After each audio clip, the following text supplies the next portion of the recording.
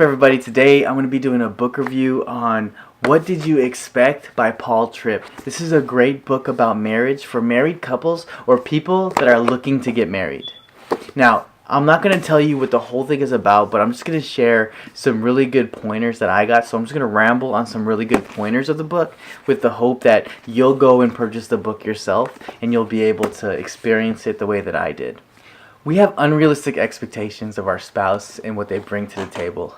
Unrealistic expectations always lead to disappointment. When you use the Bible biblically, use the Bible biblically, meaning don't go to the Bible for just the marriage passages. Use the whole Bible. The whole Bible helps us with how to battle our problems in life, and a lot of it should be used in your marriage. We have to understand that in our marriage, God has already given us His Word. He's already sent His Son to live, die, and rise again for our salvation.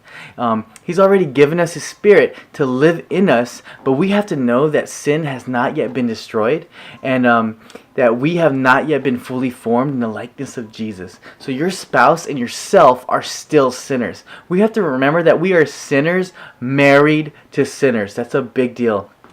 We have to expect the unexpected in our life and in your marriage. Things are going to happen that are going to be good and bad, but you have to be prepared for those things that are going to happen or whatever. Admit that in our lives we are not sovereign. Only God is sovereign. We cannot control every situation we have. All we can do is go to the one who does have control. Your marriage is fallen in a fallen world. Meaning our marriage exists in the middle of a world that does not function the way that God intended. Somehow, some way, your marriage is touched every day by the brokenness of the world. So the brokenness of the world is always touching your marriage. You cannot escape your environment that God placed you in. He did that because your environment is part of God's redemptive plan in your life. We cannot become more like Jesus when life is easy and everything goes our way. We become more like Jesus in the struggle, in the dumps, where Jesus is the only way out and our only strength. I want to remind you guys that you are a sinner married to a sinner. So there are going to be days where your sin splashes on your wife and her sin splashes on you. And you're going to have times where you're going to want to be selfish and say and do bad things and vice versa. As a married couple, you need to see that those moments are the perfect times to point each other back to Jesus. Help each other get back on a gospel-centered track. At some point in your marriage, you will struggle. The honeymoon phase is nice, but it does have to end.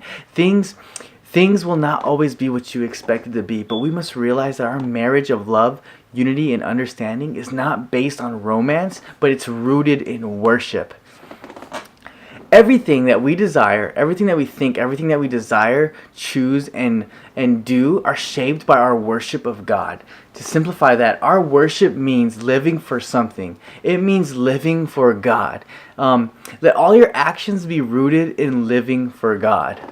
What else? The difficulties of your marriage do not come from not loving each other enough. It comes from not loving God enough. Let me say that one more time. The difficulties of your marriage does not come from not loving each other enough. It comes from not loving God enough. And when you don't love God enough, we don't treat each other with the kind of love that makes marriages work. Think of the 10 Commandments. The first 4 commandments are about loving God. And if you can't keep those first 4, you can't keep the last 6, which is about loving people. A marriage of love, unity, and understanding will flow out of a daily worship of God as a creator. When you look at your spouse as God's creative artistry, then you will treat your spouse with the love and respect a marriage requires.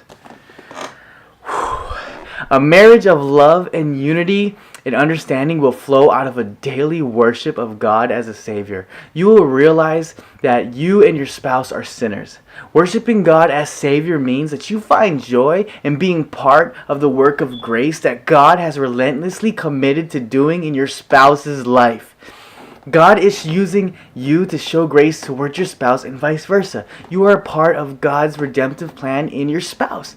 The reconciliation of your marriage must be a lifestyle, not a response when things get bad.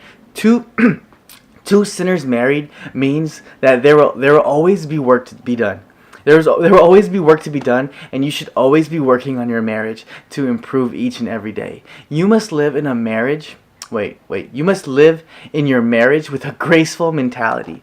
A lot of people have law-based marriages, and when in reality we should have grace-based marriages. Our problem is that we have selfishness in our hearts. And that we care more about what we want instead of what is right. So if you really like those parts that I talked about in this video, there's a lot more in this book. This book is really big. It's really deep, and I'm gonna leave I'm gonna leave a link in the description if you want to buy it. And if you do buy it, it's gonna bless your marriage or your future marriage or whatever position that you're in. Thank you for watching.